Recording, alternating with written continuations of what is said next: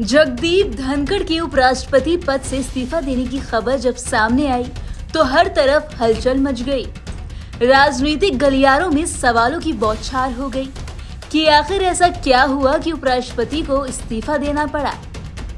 हालांकि जगदीप धनखड़ ने अपने रिजाइन की वजह स्वास्थ्य से जुड़ी परेशानी को बताया और अब जब इस्तीफा स्वीकार भी कर लिया गया तो ऐसे में ये सवाल उठ रहा है कि आखिर अब नया उपराष्ट्रपति कौन बनेगा। वैसे तो इस रेस में कई नाम शामिल हैं, मगर आज हम आपको कुछ चुनिंदा नेताओं के बारे में बताएंगे जिनका नाम इस दौड़ में सबसे ऊपर है।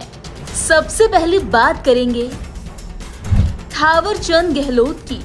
थावर चंद गहलोत बीजेपी के कद्दावर नेता रह चुके हैं। वो भी कर्नाटक के राज्यपाल हैं। दलित समुदाय से आने वाले गहलोत एमपी से कई बार राज्यसभा सांसद रह चुके हैं। वो राज्यसभा में सदन के नेता भी रहे। वो बीजेपी पार्लियामेंट्री बोर्ड के सदस्य भी रहे हैं।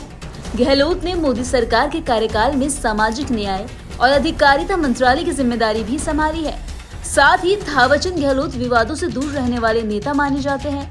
प्रशासनिक अनुभव, जातीय समीकरण और पीएम मोदी के करीबी होने की वजह से वो इस रेस में सबसे आगे चल रहे हैं। अब बात करते हैं ओम माथुर की। थावरचंद गहलोत की तरह ही ओम माथुर की भी गिनती बीजेपी के कद्दावर नेता के रूप में होती है।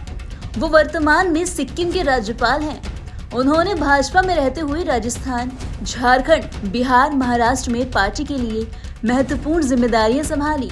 वहीं बीजेपी के प्रदेश प्रभारी रहते हुए उन्होंने कई राज्यों में सफलता भी दिलाई। माथुर को अमित शाह और पीएम मोदी दोनों का ही करीबी माना जाता है। अब आता है आरिफ मोहम्मद खान का नाम। आरिफ मोहम्मद खान वर्तमान में बिहार के राज्यपाल हैं। खान को उपराष्ट्रपति बनाकर मोदी सरकार चौंका सकती है। बीजेपी सरकार में किसी बड़े पद पर कोई भी मुस्लिम चेहरा नहीं है।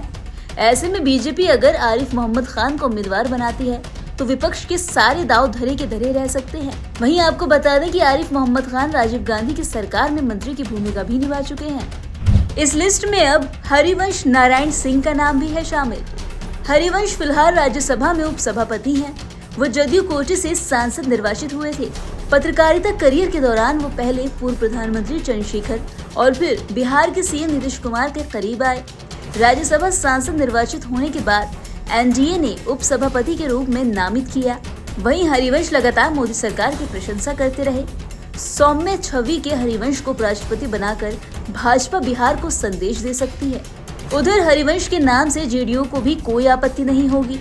वो फ्लोर मैनेज करने में भी माहिर हैं। साथ ही आपको बता दें कि संविधान के अनुच्छेद 324 के तहत भारतीय निर्वाचन आयोग को उपराष्ट्रपति पद के चुनाव आयोजित कराने का अधिकार प्राप्त है। ये चुनाव राष्ट्रपति और उपराष्ट्रपति चुनाव अधिनियम 1952 तथा राष्ट्रपति और उपराष्ट्रपति चुनाव नियम 1974 के अंतर्गत संपन्न कराया जाता है। अब देखना होगा कि आखिर कौन अगला उपराष्ट्रपति चुना जाता है।